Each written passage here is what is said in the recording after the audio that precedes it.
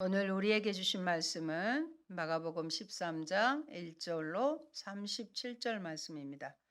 신약 성경 77쪽이고 계속해서 연강하니까 책갈피로 표시하시기 바랍니다. 마가복음 13장 1절로 8절까지 합독하도록 하겠습니다. 예수께서 성전에서 나가실 때에 제자 중 하나가 이르되 선생님이여 보소서 이 돌들이 어떠하며 이 건물들이 어떠하니까 예수께서 이르시되 내가 이 큰 건물들을 보느냐 돌 하나도 돌 위에 남지 않고 다 무너뜨려지리라 하시니라. 예수께서 감람산에서 성전을 마주 대하여 앉으셨을 때에 베드로와 야고보와 요한과 안드레가 조용히 묻되 우리에게 이르소서 어느 때 이런 일이 있겠사오며 이 모든 일이 이루어지려 할 때 무슨 징조가 있사오리까? 예수께서 이르시되 너희가 사람의 미혹을 받지 않도록 주의하라. 많은 사람이 내 이름으로 와서 이르되 내가 그라하여 많은 사람을 미혹하리라. 난리와 난리의 소문을 들을 때에 두려워하지 말라. 이런 일이 있어야 하되 아직 끝은 아니니라. 민족이 민족을 나라가 나라를 대적하여 일어나겠고 곳곳에 지진이 있으며 기근이 있으리니 이는 재난의 시작이니라. 아멘. 오직 예수님 예수 그리스도의 은혜와 평강이 넘칠지어다. 아멘. 오늘 우리에게 주신 말씀 마가복음 13장 1절로 37절의 말씀이고요. 말세의 세상을 살아가는 법이라는 말씀의 제목입니다. 요즘 북아프리카 수단에서 벌어진 내전으로 민간인을 포함 4천 명에 육박하는 사상자가 발생했습니다. 수단에 체류하는 우리 교민들을 철수하기 위한 군 수송기가 현지에 도착했고 대통령은 청해 부대를 수단 인근 지역에 급파했다고 합니다. 교민 대부분은 사업상이나 주님의 명령을 따라 선교하는 선교사 가족일 것입니다. 이들이 안전하게 귀국하도록 저와 여러분 기도해 주시기 바랍니다. 여전히 나라와 나라 간의 전쟁의 소식입니다. 예루살렘 성전의 웅장함에 감탄을 금치 못하는 제자들을 향하여 13장에서는 예수님께서 주신 예루살렘 성전 멸망과 예언, 말세의 조짐 및 이에 대한 성도들의 자세를 소개하고 있습니다. 그러나 제자들은 종교적 형식주의에 빠져 있는 유대교의 상징이었던 예루살렘 성전의 외형적인 아름다움에만 마음을 빼앗기고 있었습니다. 예수님께서 책망하신 유대 종교의 내면적 타락과 부패에 대해서는 여전히 무감각한 것을 알 수 있습니다. 오늘 말씀의 내용과 메시지입니다. 첫째, 감람산, 올리브산이죠. 거기에서 강화입니다. 예수님이 감람산에서 성전을 마주 대하여 앉으셨을 때 제자들의 질문에 대해 말씀하셨습니다. 이 강화를 통하여 불신앙적인 유대 종교 지도자들에게 임박한 하나님의 심판을 선포하고 계십니다. 또한 무지한 예수님의 제자들은 성전의 화려함과 아름다움을 자랑하였으나 예수님께서는 그것이 파괴될 것을 예언하셨습니다. 그러자 제자들은 성전의 파괴를 세상 종말로 생각하고 그 시기와 징조에 대해 예수님께 물어보았습니다. 이에 예수님께서는 좀 더 구체적으로 종말에 나타나게 될 징조들을 설명하시는 동시에 제자들이 말세에 어떻게 세상을 살아가야 하는지에 대해서도 가르쳐 주셨습니다. 제자들은 예수님에게 세 가지 질문을 하였습니다. 예루살렘 성전이 언제 파괴될 것인가? 마가복음 13장 14절로 19절에 답이 나와 있습니다. 같이 읽으실까요? 멸망에 가증한 것이 서지 못할 곳에 선 것을 보거든 읽는 자는 깨달을진저 그때 유대에 있는 자들은 산으로 도망할지라 지붕 위에 있는 자는 내려가지도 말고 집에 있는 무엇을 가지러 들어가지도 말며 밭에 있는 자는 겉옷을 가지러 뒤로 돌이키지 말지어다. 그날들이 환란의 날이 되겠음이라. 하나님께서 창조하신 시초부터 지금까지 이런 환란이 없었고 후에도 없으리라. 둘째 질문입니다. 그리스도께서 오실 때의 징조는 무엇인가요? 24절에서 37절인데 너무 많아서 참조하시기 바랍니다. 그때에 그 환란 후 해가 어두워지며 달이 빛을 내지 아니하며 별들이 하늘에서 떨어지며 하늘에 있는 권능들이 흔들리라고 하셨습니다. 그때 인자가 예수님이죠. 구름을 타고 큰 권능과 영광으로 오는 것을 사람들이 보리라. 무화과 나무의 비유를 배우라. 내가 진실로 너에게 말하노니 이 세대가 지나가기 전에 이 일이 다 일어나리라고 하셨습니다. 천지는 없어지겠으나 내 말은 없어지지 아니하리라. 그러나 그날과 그때는 아무도 모르나니 하늘에 있는 천사들도 아들도 모르고 아버지만 아시느니라. 그래서 주의하라 깨어 있으라. 그때가 언제인지 알지 못함이라고 기록되어 있습니다. 셋째, 이 모든 것이 이루려 할 때 세상 끝에 무슨 징조가 있사오리까 질문합니다. 예루살렘이 원수들에게 짓밟히게 되고 성전이 유린되는 사건이 언제 있는 것이라는 질문입니다. 5절에서 23절에 보면 예수님께서 이렇게 말씀하십니다. 너희가 사람의 미혹을 받지 않도록 주의하라. 많은 사람이 내 이름으로 와서 이르되 내가 그라하여 많은 사람을 미혹하리라 하셨습니다. 난리와 난리의 소문을 들을 때에 두려워하지 말라. 사람들이 너희를 공회에 넘겨주겠고 너희를 회당에서 매질하겠으며 또 복음이 먼저 만국에 전파되어야 할 것이니라. 복음이 세상 만국에 다 전파되어야 한다겠습니다. 또 너희가 내 이름으로 말미암아 모든 사람에게 미움을 받을 것이나 끝까지 견디는 자는 구원을 얻으리라고 말씀하십니다. 여러분, 멸망에 가증한 것이 서지 못할 곳에 선 것을 보거든 읽는 자는 깨달을진저 그때 유대에 있는 자들은 산으로 도망할지어다 해서 성경에서의 산은 대개의 경우 신령한 의미로 등장합니다. 모세는 시내산에서 하나님으로부터 십계명을 받았으며 예수님께서도 산에서 설교를 하셨죠. 그래서 산상수훈이라고 합니다.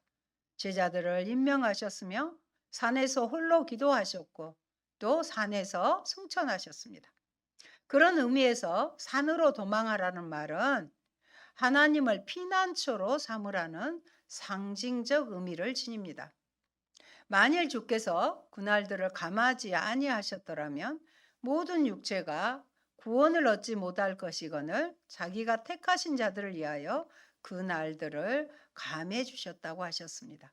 이 말씀은 하나님께서 이 기간을 줄여주시지 않으셨다면 AD 70년에 예루살렘이 로마에 함락되었을 때에 그 성에 10분지 1의 인구만이 살아났던 것보다 세상 종말시 닥칠 환란의 때는 생존자가 10분의 1보다 훨씬 더 적을 것이 분명합니다.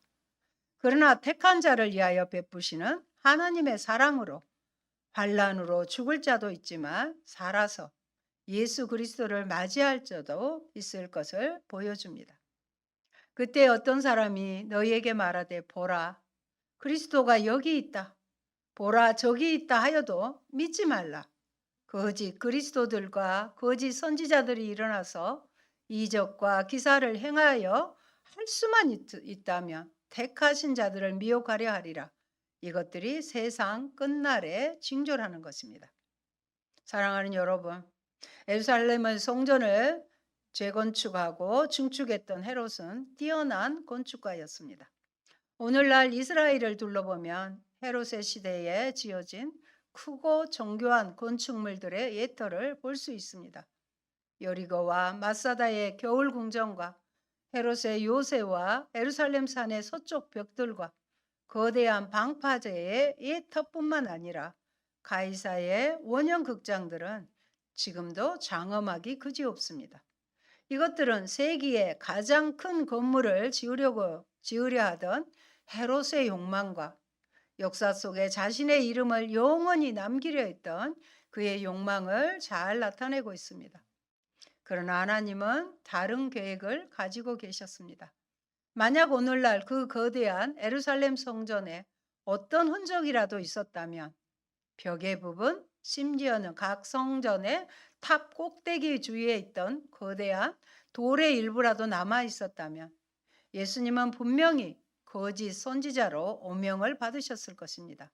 그러나 그곳에는 아무것도 남아 있지 않았습니다. 돌 위에 돌 하나도 남지 않으리라는 말씀대로 된 거예요.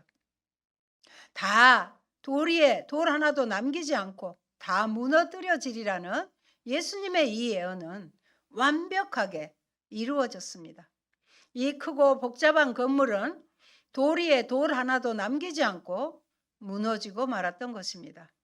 이것은 아마 예수님이 하신 예언 중 가장 믿겨지지 않는 예언 중에 하나입니다. 성전은 당시에 이스라엘 백성들의 모든 생활과 신앙의 중심이요, 히브리 문학의 금자탑이요, 이스라엘 문명의 상징이었습니다. 그런데 이 성전도 내적으로 부패할 때 산산이 부서지고 말았습니다. 이는 인류 문명의 종말에 대한 예고이기도 합니다. 여러분, 오늘날 인류가 만든 물질 문명과 기술 문명은 참으로 놀랍습니다. 사람들은 인간의 지식을 자랑하고 풍요를 자랑합니다. 그러나 물질과 쾌락과 거짓 사상으로 썩어가고 있습니다. 하나님은 이들이 회개치 않을 때 반드시 심판하실 것입니다. 여러분의 내면은 어떻습니까? 이제는 코람데오, 하나님 앞에서를 넘어 하나님이 내 속에 거하시는 성전인 것입니다. 여러분은 죄악으로 하나님의 집을 그렇다면 더럽히지는 않은가요? 여러분의 삶은 깨끗하다고 생각하십니까? 여러분은 영적으로 깨어 있다고 생각하는가요? 여러분은 물질과 쾌락에 쉽게 무릎을 꿇지는 않은가요? 그리고 우리 교회는 어떻다고 생각하십니까? 둘째, 재난의 시작입니다. 예수님께서는 4개의 반복적인 경고를 통해 예루살렘 멸망 직전에 야기될 현상으로 종말 시대에 일어날 일들을 암시합니다. 또한 13장 9절로 13절에 언급되고 있는 고난과 박해는 초대교회 성도들이 당한 일이기도 하지만 종말에 선교적 사명을 수행하기 위해서 경건한 자들이 세상에서 받아야 할 고난이기도 합니다. 5절에 보면 주의하라 합니다. 종말을 살아가는 성도들은 무엇을? 미혹을 받지 않도록 주의해야 합니다. 제자들은 거짓 선지자들의 교훈을 분별하여 막아낼 수 있는 영적 분별력이 최우선으로 필요합니다. 왜냐하면 종말의 시대에 거짓 선지자들이 많은 사람들을 미혹할 것이기 때문입니다. 그들의 삶의 열매를 가지고 분별하시기 바랍니다. 이미 밝혀지고 있는 것처럼 언젠가는 그들의 거짓이 단론하게 하실 것입니다. 7절에 두려워 말라입니다. 전쟁과 재난의 소문들을 들을 때 두려워 말라. 종말의 성도들은 전쟁과 재난의 소문을 듣게 될 것입니다. 지금은 러시아와 우크라이나가 전쟁 중입니다. 남북이 분열된 상태에서 우리에게도 예외는 아닐 것입니다. 하지만 이러한 일들은 종말을 가져오는 요인이 아니라 단순히 종말의 징조일 뿐입니다. 9절에 보면 스스로 조심하라고 합니다. 박해를 당할 때 마음과 믿음을 잃지 않도록 조심하라는 것입니다. 성도들은 종말에 예수님처럼 큰 순환과 박해에 직면하게 될 것입니다. 이걸 기억하십시다. 지금 훈련되지 않으면 어려운 순환과 박해에 우리는 다 무너질 수밖에 없는 것입니다. 그러므로 성도들은 이러한 때에 자신의 신앙을 지키기에 주의를 기울여 조심해야 하는 것입니다. 11절에 보면 그러나 염려치 말라고 합니다. 무슨 말로? 변호할까 염려하지 말라는 것입니다. 성도들은 결국은 당국에도 넘겨집니다. 무슨 말로? 내가 변호할지 걱정하지 말아야 합니다. 왜냐하면 성령께서 그때에 그들에게 무엇을 말해야 할지를 가르쳐 주실 것이기 때문입니다. 예수님은 박해의 때에 끝까지 인내하고 믿음을 지키는 자들은 결국 구원을 받을 것이라고 하셨습니다. 곧 도망가지 않고 모든 환난을 통과하며 남아있는 자들이 하나님의 종말론적인 구원을 얻게 될 것이라는 말씀입니다. 셋째, 환란기입니다. 본문에 나타난 예수님의 예언은 1차적으로 AD 70년에 발생한 예루살렘 함락과 파괴 시에 이스라엘이 겪게 될 어려움을 가리키는 것인가 동시에 궁극적으로 세상 종말에 발생할 환란을 가리키는 것이라고 할 수 있습니다. 그렇기 때문에 하라고 하셨겠죠. 멸망에 가증한 것은 다니엘 11장과 9장의 말씀으로 유대 성전이 이방인의 우상 숭배로 더럽혀질 것을 뜻합니다. 여러분, 예수님의 종말론 강화 속에서 핵심적인 징조는 멸망에 가증한 것이 서지 못할 곳에 서는 것입니다. 서서는 안 될 멸망에 가진 것이 서는 것이 핵심적인 징조라는 것입니다. 예수님은 다니엘서의 예언을 다시 인용하면서 앞으로 발생할 미래의 종말론적인 사건을 예언하고 계십니다. 우리는 다른 성경들을 통해서 멸망에 가증한 것이 적그리스도임을 이해할 수 있습니다. 그리스도인 것 같은데 안티예요. 적그리스도라는 것입니다. 종말에 적그리스도가 그가 서 있을 수 없는 자리에 서서 하나님의 사역을 대적할 것입니다. 그러기에 성전에서 예배를 드릴 수 없게 신성 모독적인 상황이 벌어지는 것을 보면 제자들은 이때가 산으로 피해야 할 때임을 인식해야 됩니다. 하나님을 도피처로 삼으셔야 되는 것입니다. 넷째는 환란기의 후반기로서 대환란이 남아 있습니다. 요한계시록에서 환란의 후반기는 하나님의 진노라 불립니다. 이 기간 동안에 하나님은 세상을 심판하실 것이며 도래할 메시아를 위해 이스라엘을 준비시킬 것입니다. 그때는 전무후무한 강력한 심판의 때가 될 것입니다. 이때에는 예부적인 환란뿐만 아니라 적그리스도와 거짓 선지자들의 출현으로 발생하는 신앙의 어려움을 직면할 것입니다.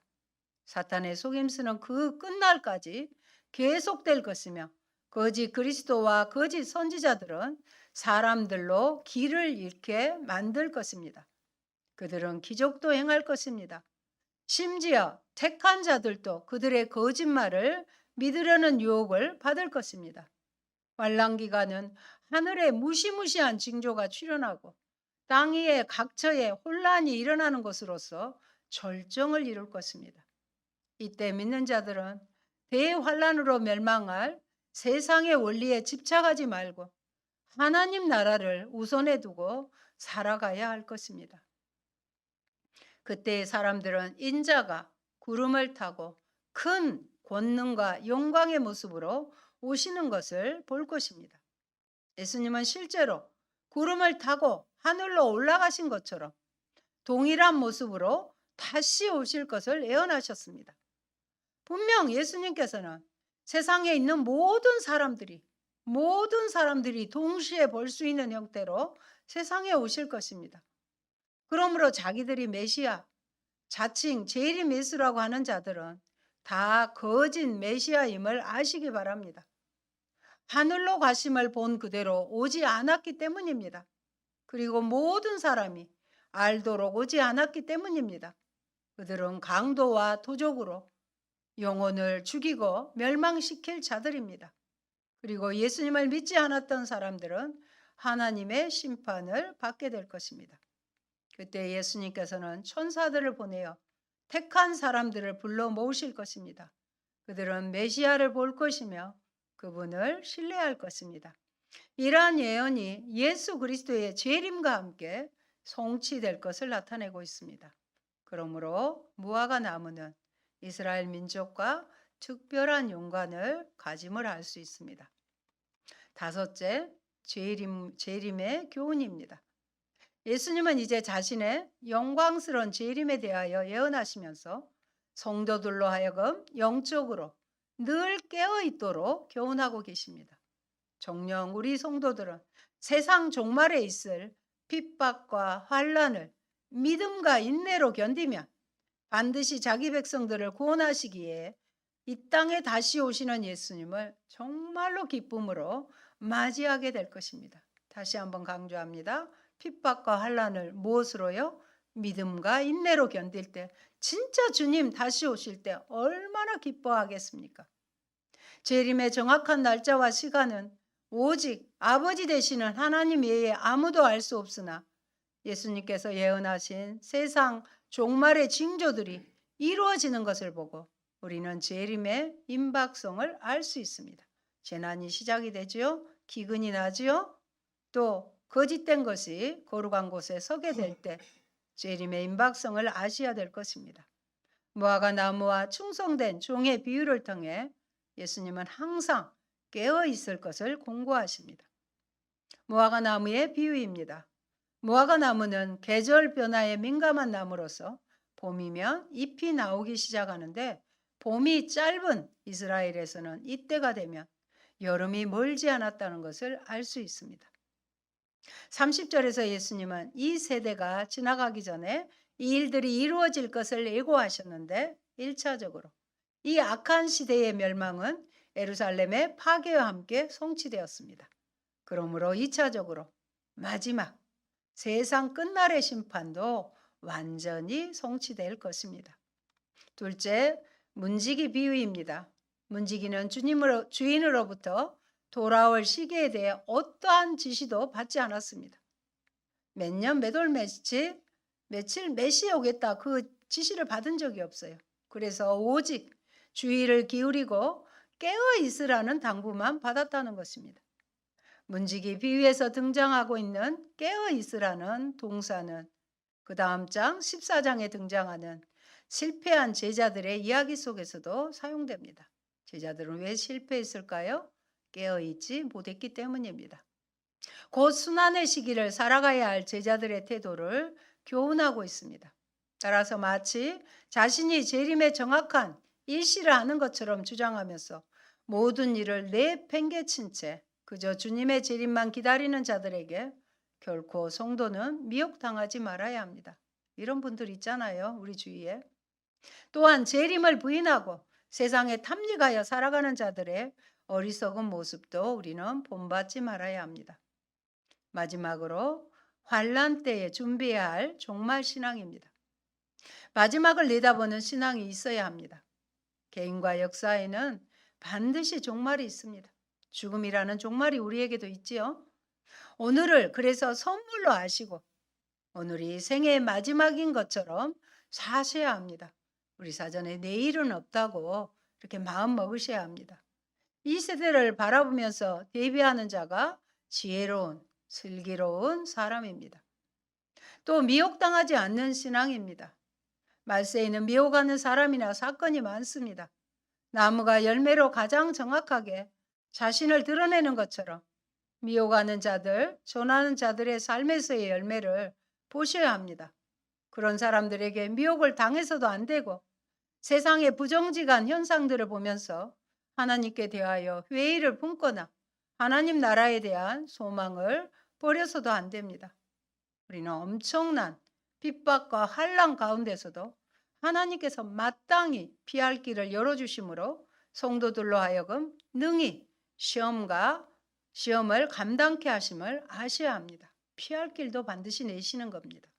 그러므로 종말의 시대를 살아가는 성도들에게는 세상에 대한 미련과 집착이 아니라 하나님 나라에 대한 소망과 열심을 가져야 하는 것입니다. 또 두려워하지 않는 신앙이 필요합니다. 말세에는 두려워할 수밖에 없는 재난이 많습니다. 그런데 이런 일은 있어야 할 일이고 시작에 불과합니다. 그리스도인의 소명은 깨어서 참고 견디는 것입니다. 마지막 신앙은 인내하는 신앙이에요. 여기에 도피주의는 없습니다. 도피처나 지상낙원은 없습니다. 어떤 이단에서는 어디로 가야 지상낙원이 있다고 그렇게 말하기도 하지요. 어려운 시절에 살아남는 길은 예수님의 발자취를 그냥 따르는 것입니다. 예수님이 우리의 구원을 위해 걸어가신 길은 죽으심과 부활의 길, 십자가의 길이었습니다. 우리도 하나님이 그리스도 안에서 우리를 새로운 생명으로 다시 살리실 것을 믿으면서 피 묻은 십자가를 지고 그 길을 따라가라는 것입니다. 마지막으로 깨어 주인의 오심을 준비하는 신앙이 필요합니다. 주인이 돌아올 시기를 잘 알아 때를 준비해야 하는 것입니다. 사랑하는 여러분, 기도로 깨어서 말씀으로 주의 백성들을 양육하는 일을 해야 합니다. 말씀으로 마지막 때는 무장시켜야 합니다. 말씀만 바르게 알면 미혹되지 않습니다. 우리가 믿음이 있음을 나타내는 길은 하나뿐입니다. 주께서 명하신 대로 재림을 대비하는 생활을 힘쓰는 것입니다. 거룩한 행실과 경건함으로 주의 말씀이 임하기를 간절히 사모하는 사람이 주의 말씀을 믿고 신뢰하는 것입니다. 어제 남편이 전도지를 받아왔습니다. 그런데 거기에 히브리서 12장 14절에 거룩함이 없이는 아무도 주를 보지 못하리라는 말씀을 이단에서 인용하고 있었습니다.